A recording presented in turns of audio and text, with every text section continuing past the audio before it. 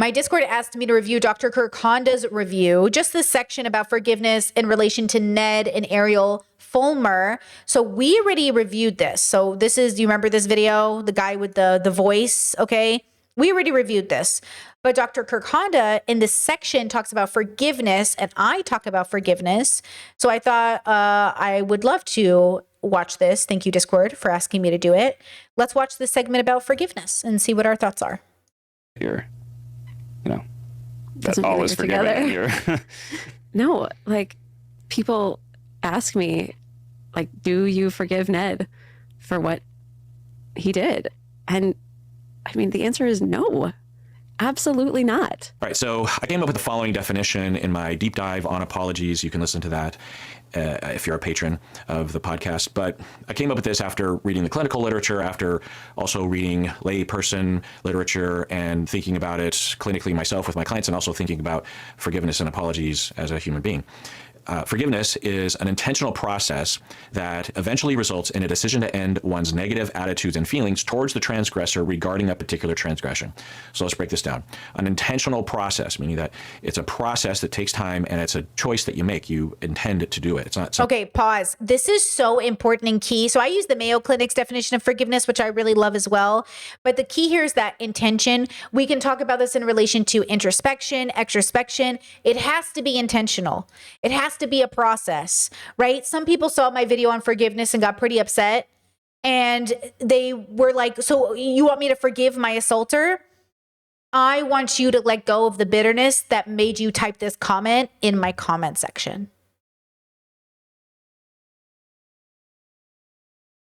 That's what I want. I want for you to hear me talk about forgiveness and it not trigger you into thinking that I'm telling you to make good with your assaulter. I want you to let go of the trap that you're in, that you did not put yourself in, but that you keep yourself in because you don't know how to get out. Okay? That's what I want for you. Thing that just sort of happens. And it's also not usually, particularly with larger transgressions, it's not something that you just decide in the moment. It's a process that you go down. It's sort of like grief.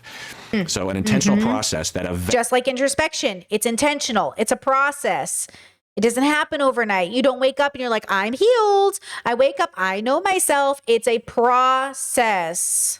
eventually results in the decision to end one's negative attitudes and feelings towards the transgressor about that particular transgression. Which does not mean that person now has to be in your life or be your friend. Also, this is the thing about introspection, and actually Britt Hartley and I talk about it in our collab coming up, is we talk about the idea that the issue with the atheist debate bros on the internet is they're not having that embodied process of introspection. They're not having it. So we talk about having it ourselves as people raised women, as people who went through the world as women, as people who had this relationship with being a woman, because we felt like we went through an embodied process. It feels like the boys are intellectualizing everything.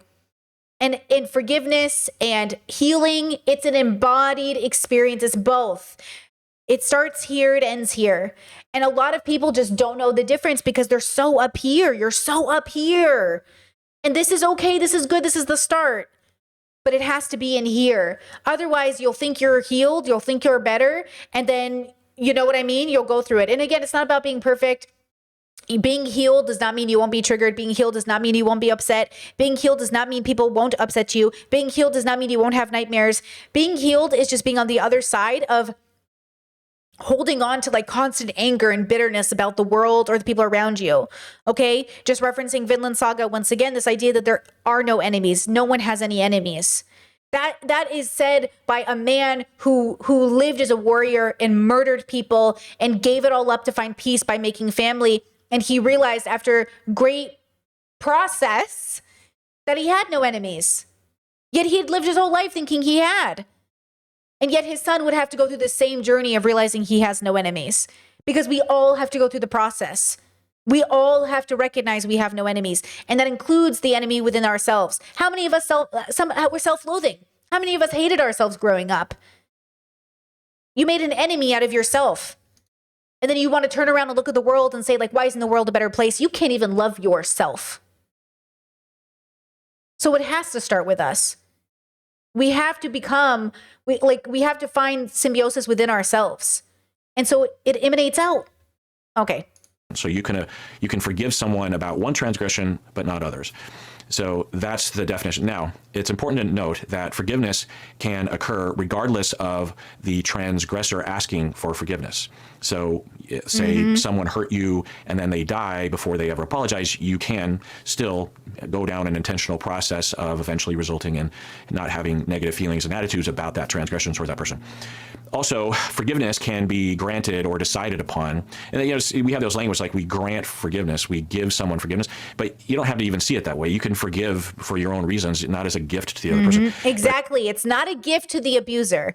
It's not a gift for the transgressor. It's a gift for yourself. You're doing it for you. You're not doing it for them. They in no way have to know about it or benefit from it. And when they come to you and ask for forgiveness, if you've forgiven them, let's say, like this happened in my own life with my dad, where it took him 20 years to apologize for something he did. But by the time he apologized, it wasn't for me because I had already forgiven him. It was for him. But that's the thing, is like I had already forgiven him. So, and what I did by forgiving him is I radically accepted that this was his journey and this is mine. And we just came in contact. That's how I look at the world. I look at the world as like floating energy balls that happen to knock into one another. And as much as I'd like to believe that people could do better or be better, we're only so able. We're so limited. We're so, we give ourselves so much credit and not enough credit. And it's this weird balancing act, right? There's like this weird balancing act. You can also forgive someone who doesn't deserve to be forgiven. That's just up to you. Also, forgiveness can be internal and private, but it can also be expressed to the transgressor or to the public. It's important to note that forgiveness is different from forgetting. Those are different things. Or approving. Definitely forgiveness is almost never approving of the behavior because it's transgression. Also, forgiveness does not necessarily mean re-engaging. So she could forgive him and still not want to be with him anymore, that kind of thing. Also, it's important to note that in our culture, we have a lot of pressures from either side. You will have people pressuring her to forgive because it's the Christian thing to do, or it's the thing to do because otherwise you're holding on, you're not letting go, you're choosing to be angry and bitter or something like that. That's not the case. Forgiveness, those things can get in the way of one's forgiveness, but that's a choice that you can make for yourself. If she wanted to remain bitter and angry and not forgive him and quote unquote hold on to this for the rest of her life, that would be fine. And there's nothing harmful to her or anyone else around her to make that choice. That's case by case basis. Okay. I will caveat this by saying he is talking as a psychologist and a therapist and a doctor. And I am speaking as somebody who's interested in philosophical work and is not speaking from his bubble. Psychologically speaking, you cannot force the forgiveness nor force the healing. And she is not a bad person for having an experience of suffering until the day she dies. I personally will disagree with the wording here respectfully, as I do respect Dr. Kirkhonda. And I will say instead that I implore and encourage you to also give yourself the reassurance that you're allowed to heal and you're allowed to let it go. And it's not going to make you a strong woman by keeping it. Because one of the things that I saw were people praising her for not forgiving him. And it felt like a trap where people were like, yes, hate him. I hate him too. And I just am not convinced this is good for anybody. And so I don't think Dr. Kirkhonda is exactly saying that. I think he's talking about a more realistic expectation that you don't always get over stuff. And you're not a bad person because of it. And I agree with him in that way. On the other side, though, to the people in the audience who were, I could just see them like, fuck that guy. I hate Ned. I hope he, whatever. That's not girl bossing. That's not healthy. That's not it. So I just want to separate those messages because I have a feeling the person who asked me to review this maybe was thinking that this would be the disconnect between Dr. Kirkhonda and I. But I think I'm right. I could be wrong, but I think I'm assessing correctly where he's coming from and why he's saying that. Because sometimes in life, you don't know, healing is a lifelong journey. And you just don't know how it's going to go for you. And it's not a competition. And your goal is not to be the youngest healed person, okay? Your goal is not to say, well, Brittany did this by 30. I've got to do it by 30. That's not the goal. The goal isn't to say, Well, what happens if I don't heal before I die? That's okay. That's okay. You're working on it, You're working on it. But you also get pressure from the other side that will say that she should never forgive him, because to do so would be to approve of it, or to have a bad, to be a bad role model for other people who have been a victim of this sort of thing. And no one can tell her what she should do about this. So she has not forgiven him. Okay. How can you forgive somebody for lying to you, for cheating on you? No, fuck no. So from that statement, it sounds like for her, forgiveness is very much tied to letting it go and re-engaging, which some people will define forgiveness that way, which is fine. But it doesn't have to involve that. You can forgive and absolutely remember what that person did to you and incorporate that into your approach to that relationship. Like Definitely. grieving the past and... Yeah, I there's that saying, forgive but don't forget. I think it's a little too crass. If I'm going to be honest, it's not soft and wholesome enough for me. Instead, I would say forgive, but be open with boundaries. Open with boundaries. And open with boundaries can include never opening that door again. Right? And I think that's what people forget. They think sometimes people hear open with boundaries and think you're always open to the possibility. No. I'm open with boundaries, which means I am open-minded and optimistic, and I will not be cynical because of what happened, but I have boundaries, and maybe the boundaries, I never talk to you again forever. But I will remain open. I will not be closed off. I will not be bitter. I will not be angry because you are on a different journey. I will simply put down the boundary. And the boundary is what I will do regardless of what you do. Boundaries are what we do, not what other people do. Right? It's hard to hear you saying like, fuck no, I don't forgive you. Like, of course I get it. I mean, you're still, as much progress as we've had, you're still very angry. Discord said, I'm finding you can't really choose to forgive either. Maybe an action, but not an embodiment. It has to come when you're ready. Well, I think this is where, and great point, Discord, I think this is where free will comes into the conversation. I think we're having biological experiences. And I think you're right. Like, I think until you have, it's not your choice to heal. It's not your choice to forgive. It's your choice to go on the journey to head in that direction. And then one day you wake up and you're done. One day you wake up and you've let it go. And one day you've woken up, and what it is, it's your choice to start the process. It's a process. And the only thing you get to really choose is like starting that process. But even then, I would argue and I'm going to hold your hand when I say this. I would also argue that you don't even get to choose when to start the process. That you actually might not have the free will to choose to start the process. But instead, what happens is, let me go back to my paint. I did this the other day, and I think it was one of the greatest paints I've ever done in a while. Let's recreate it. But instead, I think what it looks like is you're going on a journey, and there's two different ones to think about. Let me do this one. Okay, this is how I think about my life. We did another one the other day. Let me do a different one for you today.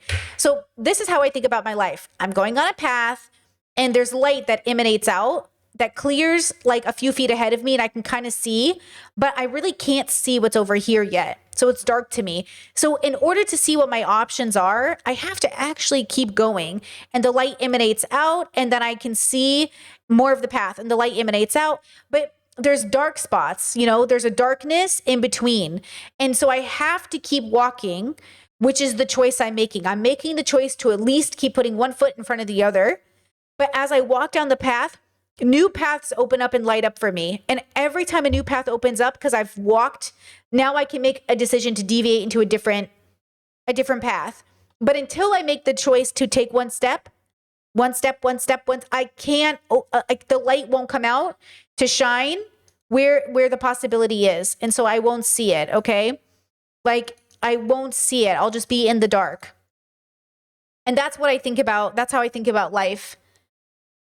And that's what I want for you. I want you to know that even though you can't, it doesn't feel like you always have a choice in everything you do.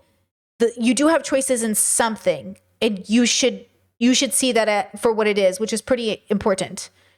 You know, it's pretty important, but it's a part of that process that Dr. Kirkanda, I love that word process, you know? Yeah. Chad says you can't guarantee how you're going to feel once you get there. Well, have you ever set yourself a goal, right? Have you ever been like really, really excited about attaining a goal? You're like, once I get this, it's it, baby. And then you get it and nothing changes, or it doesn't get you what you think it's going to get you.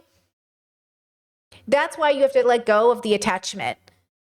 So instead I say, I'm going to show up, I'm going to do my best, and whatever is, but I'm really going to try. And I'm not going to lie to myself about my level of dedication or intent. But it's the holding on to attachment that you really have to deconstruct from.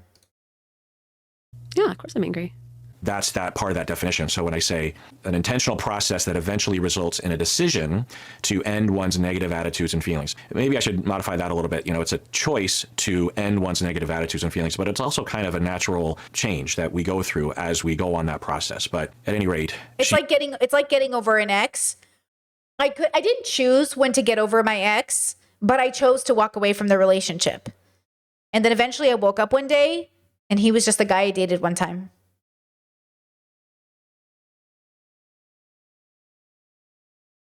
He became a stranger again. That's why I'm shocked when people are like, oh, like people from my past couldn't really feel like strangers. Strangers feel like people. When I say a stranger, like the girl who works at my deli is a stranger, but I know who she is, but I don't know who she is. That's what it feels like eventually with an ex, is they just kind of feel like the guy you know at the supermarket, you know? But I didn't get to choose it. And that's why I knew I wasn't ready to date again until I was over that feeling. Until I woke up and my ex became just another person I dated, I didn't start dating again. Because I knew it wasn't done. But once it was done, I was free. And now I was like this agent who had a past. And it really was the past. It really was the past, you know? He is saying, I'm still angry. Yes, I'm very angry. So that's that part of it of still having negative feelings about the transgression. And until those feelings go away, or until she's ready to not have those or not entertain those feelings anymore, then she's not ready to forgive. I found out about your affair from the fans. I mean, and I was so blindsided that somebody sent me a picture, and I couldn't. It was like my brain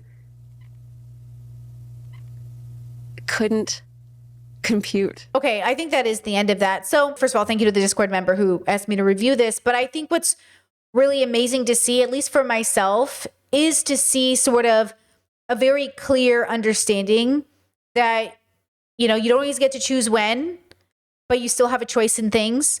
You don't have choice in everything you think you have choices in, but the things you do have choices in, you better make those choices. And then the idea is to encourage a relationship with self where the wisdom helps you make those decisions. Not that you have to be a wise person, but that you have moments of wisdom. And sometimes people don't know what I mean when I say this. Like when I say like so-and-so is misogynistic, but they're not a misogynist. So-and-so, it has like racist tendencies or racist thoughts, but they're not racist. There's a difference between being actively one thing and then deconstructing in the middle of a journey and having things pop up because you haven't fully eradicated them from your being.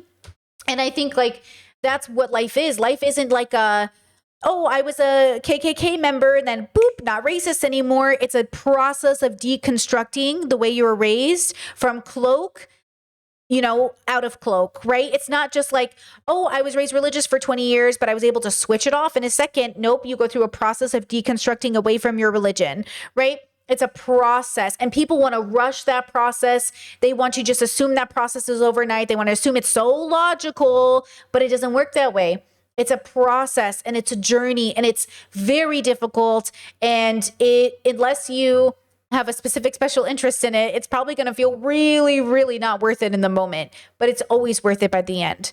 And that's where, you know, you sort of got to make that choice to keep going. And it's hard. It's hard. It really is hard, you know? Anything else we want to say on this? Let me see.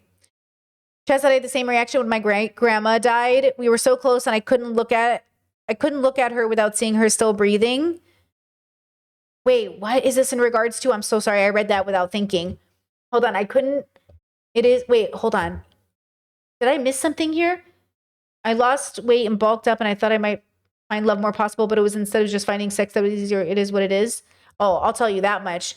I'm sorry about your grandma. I didn't know the context of you sharing that comment. Sometimes I read comments without thinking, and then I don't know the context. It may be mentioned later about grandmas. It says, Brittany, how do you know when you're just thinking something logically versus embodying the feeling regarding getting over an ex?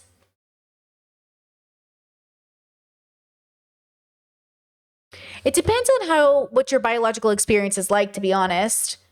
The denial part. Sorry, I keep going back and forth between chat. I hear you, chatter. You're saying the denial that your grandma was passed and you wanted to imagine she was still breathing. I feel you. How do you know? Well, it's hard to say. Everyone is so different. Have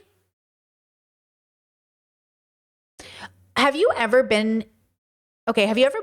broken up with somebody and you show up to a party and they're at that party and you're kind of hoping they'll look at you and notice you and come talk to you, and you miss them and you think about their smell, and when you're with other people, you're just thinking about them and talking about them like they're still a main character in your life? That means you haven't let them go in an embodied way, right? Okay. Logically, you might be broken up. Logically, you might be single. In reality, you might be single, but you're still embodying the connection. The line hasn't been severed yet. You haven't, you know what I mean? And until that happens, Now, one thing I'll give an example of is when I was dating, let's say my ex, okay? Actually, we'll say it like this. We were like this, okay? And as time went on, the line would get longer between us, okay? Actually, I'm going to have to do it up here. So when we first were together, when we were the most in love, it was like that. Then when we were less in love and less connected, it was kind of like this. And then eventually the line between us kept getting longer and kept getting stretched out until finally the last line was so stretched out, it broke. Oops, hold on. I'm not doing a very good picture of this. When it got to the last line, it broke and it was severed. And we were no longer connected. Just two people floating in the universe. And that's what it feels like. It feels like over time, you're trying to imagine you're both connected to a rubber band and you're both trying to run away from each other. And the rubber band keeps pushing you back together until finally you stretches out so far that it breaks and you both fall apart from each other. And then that's it. You can't put the rubber band back together. It's done. That thing that was keeping you attached, it no longer exists. In the same form you recognize it as, you don't recognize it anymore. It doesn't look the same. I know you can't tape it back together. I mean, you can try. People try. But you can't. You're never going to tape it back together, sew it back together, glue it back together for it to make sense. It's done. It's severed. Okay? And then the next step is when you're done trying to figure out how to repair the rubber band, you'll really be done when you throw it away and you no longer go hopping back into the trash to try to find it. Yeah, Chad says you're not hoping they'll see your Facebook post or Instagram post. Exactly. You won't hope they see your whatever, your subtweet or your sub post. You're not, you're not writing about them in your journal in the same way. When your family and you talk about them, it's like something, oh my God, remember when you dated that guy? Oh my God, Bird, welcome to memberships. It's a process though. It's really a process. Yeah, it's a process. And it takes everyone time. It takes everyone time to go, because everyone's individually having their own journey. Because even if you're the one running and the rubber band snaps for you, it might not have snapped for them. Or maybe it snaps for them too, but they're in denial. So while they're busy trying to glue the rubber band together, you're already heading out and they're like, how could you throw this away? They go, hey, where's your half of the rubber band? You're like, I threw it away. You threw it away. How could you throw it away? It's like that. It's like you don't know what they're going through. But it doesn't matter anymore because you threw it away. And that's why people say, like, I can't believe you threw it away. Sometimes it's got to go in the garbage. Sometimes y'all got to throw it away. You got to throw it away. You know? Yeah. Yeah. Being in love is hard. Being connected is hard. And this is the same relationship you have with anybody in your life, really. Even friends. I can't tell you how many people I meet who are like, Braid, I've been friends with this person for 20 years. And I just like, it feels like we're friends because of proximity and I don't know how to break up with them. And I was like, damn, that's hard. You know, or I thought this was my best friend, but things have just gone crazy over the election and I don't know how to face this person anymore. What do I do? Or, hey, I've known this person for so long. You know, they're my neighbor. I love them. I grew up with them, but they just like, they're never better. They always have problems. They're never healed. And I don't know what to do. People are meant to come into your life to either be permanent, whether it's a lesson or a lifelong friend. But when they're a lesson, unless they're a lifelong friend who's also a lesson. But most of the time, I think the lessons that come into our life are meant to, you know what I mean? Boop, boop, boop.